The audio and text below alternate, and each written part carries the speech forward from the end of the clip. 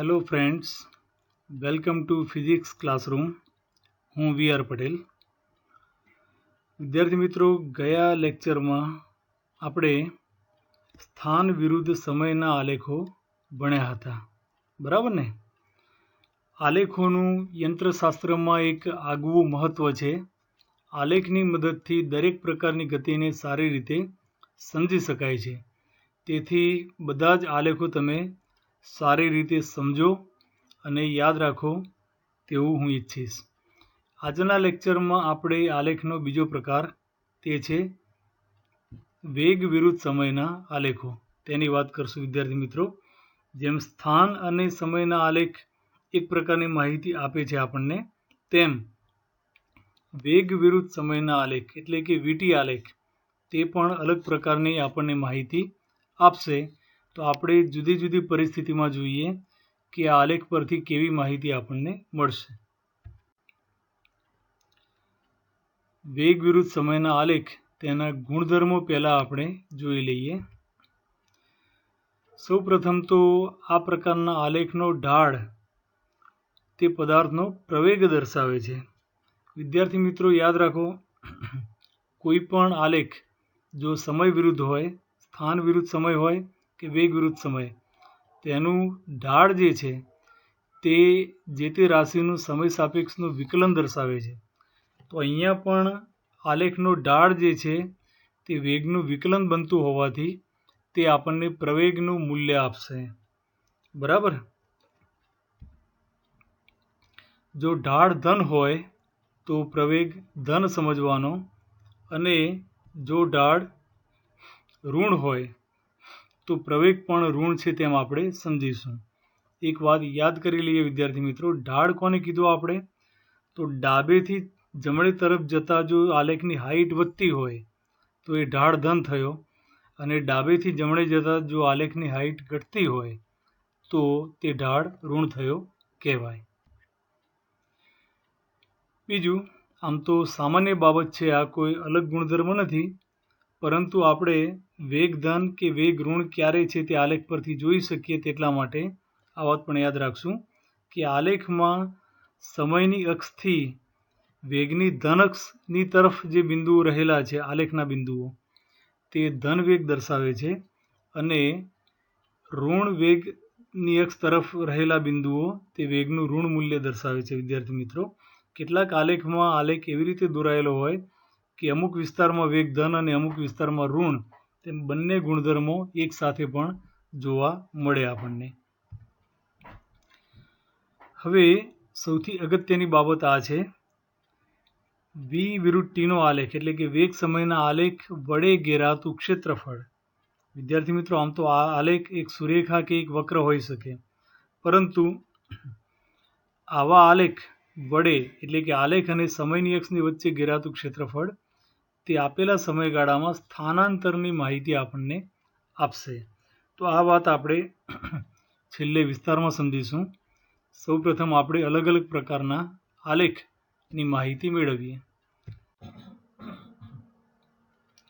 સૌપ્રથમ નિયમિત ગતિ માટે ધન વેગ હોય ત્યારે આલેખ કેવો મળે તે આપણે જોઈએ. વિદ્યાર્થી મિત્રો, નિયમિત ગતિ એટલે વેગનું મૂલ્ય સમય સાથે અચળ છે તેવું તમે જાણો છો, બરાબર?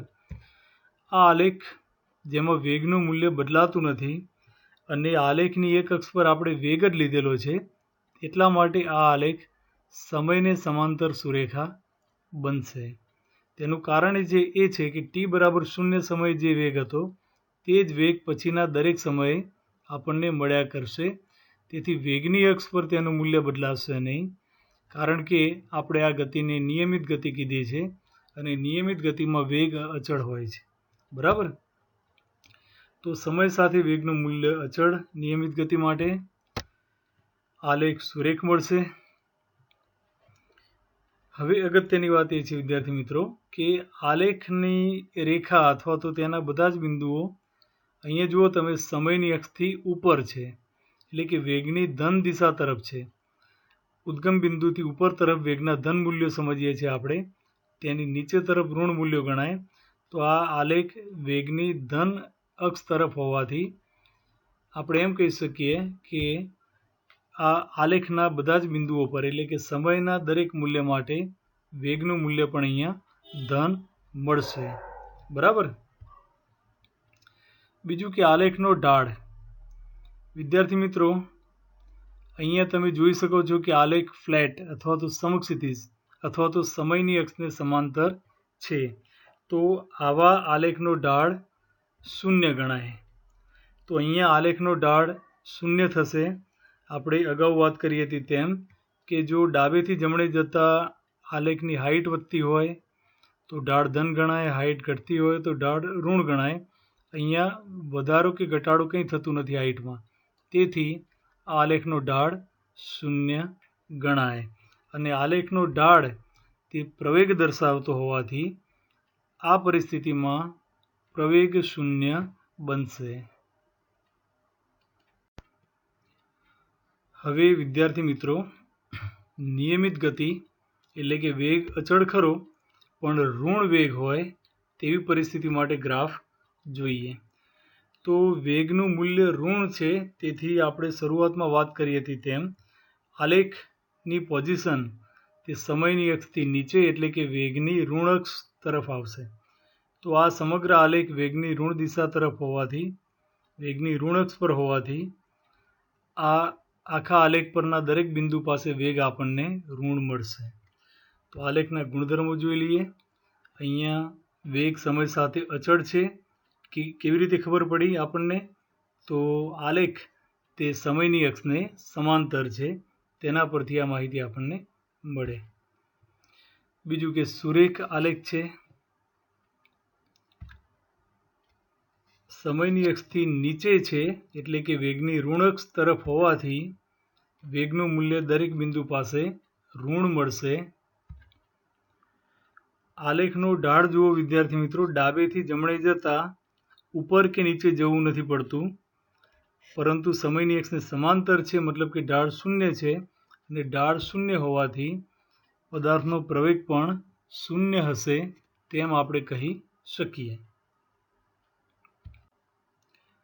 હવે પ્રવેગી ગતિ માટેના આલેખ જોઈએ. આપણે બધામાં અચળ પ્રવેગની જ વાત કરશું. આપણે પ્રવેગ બદલાતો હોય એવી કોઈ પરિસ્થિતિ તમારે 11 સાયન્સમાં ભણવાની નથી. તો આ કેસમાં અચળ પ્રવેગ પણ પ્રવેગનું મૂલ્ય ધન હોય અને વેગ પણ ધન હોય તેવી પરિસ્થિતિ માટેનો આલેખ જોઈએ. તો આલેખ આવો મળશે વિદ્યાર્થી મિત્રો. વાદળી રેખા તે અચળ પ્રવેગી ધન પ્રવેગવાળી ગતિ માટે વેગ વિરુદ્ધ સમયનો આલેખ દર્શાવે છે, તે ધ્યાન રાખશો. તો આલેખમાં વાદળી રેખા તમે જોઈ શકતા હશો. બરાબર. હવે આના ગુણધર્મો સમજીએ. અહીંયા પ્રવેગનું મૂલ્ય સમય સાથે અચળ છે, પણ યાદ રાખો વેગ અચળ નથી. જ્યારે પણ ગતિ પ્રવેગી હોય ત્યારે વેગ ક્યારેય અચળ હોય નહીં. આ વાત તમારે બધા યાદ રાખવાની. પરંતુ પ્રવેગ અચળ હોય એવું આપણે પરિસ્થિતિ અહીંયા લીધી છે. આલેખ સુરેખ મળે સ્વાભાવિક છે, કારણ કે આલેખનો ઢાળ એ પ્રવેગ દર્શાવે છે અને પ્રવેગ બદલાતો ન હોવાથી આલેખનો ઢાળ પણ બદલાશે નહીં. આખો આલેખ, સમગ્ર આલેખ સમયની અક્ષથી ઉપર અને વેગની ધન અક્ષની તરફ હોવાથી આપણે એમ પણ કહી શકીએ કે સમગ્ર ગતિ દરમિયાન વેગનું મૂલ્ય ધન રહેશે. મતલબ કે પદાર્થ પોતાની દિશા બદલતો નથી, એક જ ધન દિશામાં ગતિ કર્યા કરે છે તેવું આપણે કહી શકીએ. હવે ઢાળની વાત કરીએ વિદ્યાર્થી મિત્રો, તો આ આલેખનો ઢાળ ધન કહેવાય. ખરું કે નહીં? કારણ કે ડાબેથી જમણે જતા તમે જો ડાબેથી જમણે ગતિ કરો છો તો અહીંયા તમારે ચઢવું પડશે. મતલબ એ કે આલેખની હાઇટ વધતી જાય છે. જો ડાબેથી જમણે જતા સમયની દિશામાં જતા આલેખની ઊંચાઈ વધતી જતી હોય તો આવો ઢાળ ધન કહેવાય.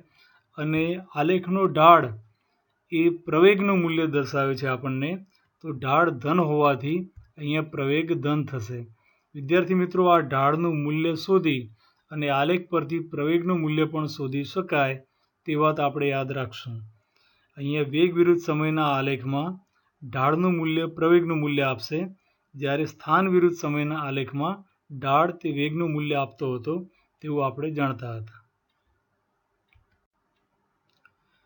હવે અચળ પ્રવેગ ધન પ્રવેગની જ વાત કરીએ વિદ્યાર્થી મિત્રો, પરંતુ વેગ ઋણ હોય તેવી પરિસ્થિતિ જોઈએ આપણે તો આ આલેખ કંઈક આ પ્રકારનો મળશે કે જેમાં અચળ પ્રવેગી ગતિ છે, પ્રવેગનું મૂલ્ય ધન અને વેગનું મૂલ્ય ઋણ છે. વાદળી રંગની રેખા તે તમને આવી પરિસ્થિતિ માટેનો આલેખ દર્શાવે છે. સમય સાથે પ્રવેગ અચળ છે. અહીંયા ઢાળ બદલાતો નથી, ઢાળ અચળ તો મતલબ પ્રવેગ પણ અચળ થયો. બીજું કે આલેખ સુરેખ છે, એક જ વાત થઈ, ઢાળ બદલાતો નથી એટલે આલેખ સુરેખ મળે. સમયની અક્ષથી બધા જ બિંદુઓ નીચે છે. વિદ્યાર્થી મિત્રો આ વાત અહીંયા જુદી આવી તે નોંધી લઈએ. સમગ્ર આલેખના બધા બિંદુઓ સમયની અક્ષથી નીચે એટલે કે વેગની ઋણ અક્ષની દિશામાં હોવાથી આ સમગ્ર ગતિ માટે વેગનું મૂલ્ય પણ તમને ઋણ મળશે. તો આ આલેખમાં આ ગતિમાં વેગનું મૂલ્ય ઋણ થશે. પણ વિદ્યાર્થી મિત્રો જો આપણે આગળ વધીએ અહીંયાથી તો એક સમય એવો આવશે કે જ્યારે આલેખ સમયની અક્ષને કટ કરશે, બરાબર તે સમયે વેગની કિંમત 0 બનશે અને ત્યાર પછી શક્ય છે કે આલેખ ધન દિશામાં જાય અને વેગના મૂલ્યો ધન બને. એવો પણ આલેખ હોઈ શકે કે જેમાં અમુક સમય માટે વેગનું મૂલ્ય ઋણ હોય એટલે કે આલેખ વેગની ઋણક્ષની તરફ હોય અને બાકીના અમુક સમય માટે આલેખ ધનક્ષની તરફ હોય.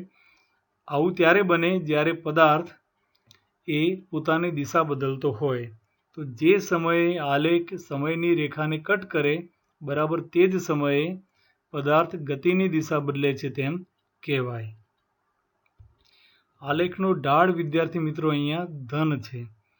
આલેખ ભલે વેગની ઋણ અક્ષ તરફ રહ્યો પણ ઢાળ માટે એક જ વાત યાદ રાખો, ડાબેથી જમણે જતાં ઊંચાઈ વધે છે માટે આ ઢાળ ધન થયો અને તેથી પદાર્થનો પ્રવેગ પણ ધન થશે. જો આ એક વિશિષ્ટ કિસ્સો છે જેમાં વેગ ઋણ હોવા છતાં પણ પ્રવેગ ધન છે, બરાબર. તો આ પ્રકારના આલેખ તમારે સમજવાના રહેશે.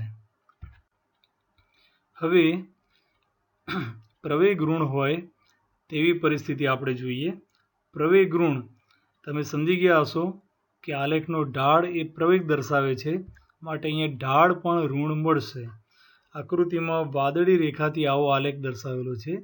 જો અહીંયા ડાબેથી જમણે જતાં આલેખની ઊંચાઈ ઘટતી જાય છે એટલે કે ઢાળ ઋણ થયો કહેવાય, બરાબર, લપસણી જેવું થયું. આ તો ઢાળ ઋણ હોવાથી પ્રવેગ ઋણ બનશે. અહીંયા સમય સાથે પ્રવેગ અચળ છે. અગાઉ બધાને આપણે અચળ પ્રવેગના જ આલેખ ભણી રહ્યા છીએ અને અચળ પ્રવેગ હોવાથી આલેખ સુરેખ બનશે. સમયની અક્ષથી આપણે બધા જ બિંદુઓ ઉપર રાખ્યા છે આલેખના, તેથી આ ગતિ દરમિયાન વેગનું મૂલ્ય એ ધન જ રહેશે. વેગ બદલાશે ખરો, અહીંયા સમય સાથે વેગ ઘટતો જાય છે એટલે વેગનું મૂલ્ય બદલાય છે ખરું, પણ અહીંયા સુધીની ગતિમાં તો વેગનું મૂલ્ય ધન રહે છે. પણ જો આ ગતિ આગળ ચાલુ રહે તો કોઈ એક સમયે વેગ 0 બને અને ત્યાર પછી પદાર્થની ગતિની દિશા બદલાય અને વેગની દિશા તે પણ વેગનું મૂલ્ય જે ધન હતું તે બદલાઈને ઋણ થાય તેવું બની શકે. પણ આપણે અત્યારે આલેખને સમયની અક્ષને ક્રોસ કરવા દેતા નથી, માત્ર તેનો ગુણધર્મ સમજીએ છીએ એટલા માટે. તો આ કેસમાં વેગ ધન થયો, બરાબર. હવે આલેખનો ઢાળ અહીંયા ઋણ થશે. ડાબેથી જમણે જતાં આલેખની ઊંચાઈ ઘટે છે તેનો મતલબ એ થયો કે આલેખનો ઢાળ ઋણ છે અને આલેખનો ઢાળ પ્રવેગ દર્શાવતો હોવાથી આ કેસમાં પ્રવેગ પણ આપણને ઋણ મળશે. હવે અચળ પ્રવેગ ઋણ હોય અને વેગ પણ ઋણ હોય તેવી પરિસ્થિતિ જોઈએ આપણે. તો આ આલેખ આકૃતિમાં બ્લુ રેખા વડે બતાવેલો છે વિદ્યાર્થી મિત્રો. આપણે ગુણધર્મો વારાફરતી સમજીએ, તમને ખ્યાલ આવી જશે. પહેલી વાત તો સમય સાથે પ્રવેગ અચળ છે અને એટલા જ માટે આલેખની વક્રતા 0 છે અને અહીંયા આપણને એક સુરેખ આલેખ મળે છે. અહીંયા સમગ્ર આલેખ સમયની અક્ષથી નીચે રાખેલો છે, મતલબ એ કે વેગની ઋણ અક્ષ તરફ રાખેલો છે. તો એનો મતલબ એ થયો કે આ સમગ્ર ગતિ દરમિયાન વેગનું મૂલ્ય ઋણ મળશે. એટલું જ નહીં, વેગનું ઋણ મૂલ્ય સમય સાથે વધતું જશે, ઋણ મૂલ્ય વધતું જશે એટલે વાસ્તવમાં વેગ ઘટતો જશે તેમ કહેવાય. હવે સમયની અક્ષથી નીચે હોવાથી વેગનું મૂલ્ય ઋણ થશે, તે તમે સમજી ગયા હશો. આલેખનો ઢાળ પણ અહીંયા ઋણ છે વિદ્યાર્થી મિત્રો. જુઓ, ડાબેથી જમણે જતા આલેખની ઊંચાઈ ઘટતી જાય છે અને તેથી આ ઢાળ ઋણ થયો કહેવાય. અને ઋણ ઢાળ એ ઋણ પ્રવેગ દર્શાવે છે. તો આ એવી ગતિની વાત થઈ જેમાં પદાર્થનો વેગ પણ ઋણ હોય અને પ્રવેગ પણ ઋણ હોય. તો વિદ્યાર્થી મિત્રો, અત્યાર સુધી આપણે વેગ વિરુદ્ધ સમયના આલેખના ગુણધર્મોનો અભ્યાસ કર્યો.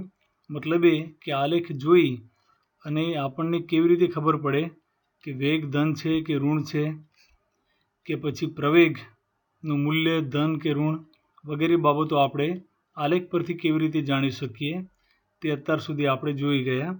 જેટલી અલગ અલગ પરિસ્થિતિ શક્ય હતી તે બધા આલેખ આપણે ભણ્યા. હવે સૌથી અગત્યની અને નવી બાબત તમારે શીખવાની છે, તે છે વેગ વિરુદ્ધ સમયના આલેખ પરથી સ્થાનાંતર શોધવું. વેગ વિરુદ્ધ સમયના આલેખમાં કોઈ પણ બિંદુ, આલેખ પરનું કોઈ પણ બિંદુ જે તે સમયનો વેગ દર્શાવે છે તે આપણે જાણીએ છીએ, કારણ કે વેગ પરથી જ આલેખ દોરાયેલો છે. આલેખના ઢાળ પરથી પ્રવેગ મળે, પણ વિદ્યાર્થી મિત્રો આપણને પ્રશ્ન થાય કે વેગ વિરુદ્ધ સમયના આલેખ પરથી સ્થાનાંતર મળે કે નહીં? તો હા, તેની પણ એક રીત છે. તે રીતની મદદથી આપણે સ્થાનાંતરનું મૂલ્ય જાણી શકીએ વેગ વિરુદ્ધ સમયના આલેખ પરથી. તો પહેલાં જાણી લઈએ આપણે. પહેલાં એક આલેખ ધ્યાન પર લઈશું. અહીંયા આકૃતિમાં એક વેગ વિરુદ્ધ સમયનો આલેખ દર્શાવેલો છે. આ ઋણ ઢાળવાળો આલેખ છે, એટલે કે પ્રવેગ ઋણ થશે. બીજું કે અહીંથી ગતિ શરૂ થાય ત્યારે વેગનું મૂલ્ય મહત્તમ હતું. પ્રવેગ ઋણ હોવાથી વેગનું મૂલ્ય ઘટતું જશે અને આ બિંદુ પાસે વેગ શૂન્ય બનશે, બરાબર. અને પદાર્થ પોતાની ગતિની દિશા બદલશે અહીંયા. અને ત્યારબાદ અત્યાર સુધી વેગનું મૂલ્ય ધન હતું, હવે અહીંયા પછી વેગનું મૂલ્ય ઋણ થશે. તો આવી એક પરિસ્થિતિ માટે પદાર્થે કરેલ સ્થાનાંતર તમારે શોધવું છે. તો કેવી રીતે શોધી શકીએ આપણે? તો વિદ્યાર્થી મિત્રો, સૌ પ્રથમ જાણી લઈએ કે વી વિરુદ્ધ ટી નો આલેખ, એટલે કે વીટી આલેખ અને સમયની અક્ષ વચ્ચે ઘેરાયેલ ક્ષેત્રફળ. હા, તમારે ક્ષેત્રફળ શોધવાનું છે અહીંયા. તો વી વિરુદ્ધ ટીના આલેખ અને સમયની અક્ષ વચ્ચે ઘેરાયેલ ક્ષેત્રફળ એ સ્થાનાંતરનું મૂલ્ય તમને આપશે. હવે આ ક્ષેત્રફળ કયું કહેવાય? તો આકૃતિમાં જુઓ, આ જે વિસ્તાર મેં ફિલઅપ કર્યો અહીંયા, તે આલેખ નીચે ઘેરાયેલ ક્ષેત્રફળ થયું. અહીંયા માત્ર અડધી ગતિ ધ્યાનમાં લઈએ છીએ, આટલેથી વેગ શૂન્ય થાય ત્યાં સુધી. તો આ બ્લુ કલરવાળી લાઈન તે ગ્રાફ છે અને આ સમયની અક્ષ છે. બંને વચ્ચે ઘેરાતું ક્ષેત્રફળ, એટલે કે આ લીલા રંગનો વિસ્તાર, તેનું મૂલ્ય જો આપણે ગણી લઈએ તો તે મૂલ્ય તે શૂન્યથી શરૂ કરીને અહીંયા સુધીના સમયગાળા દરમિયાન થયેલ સ્થાનાંતર આપશે.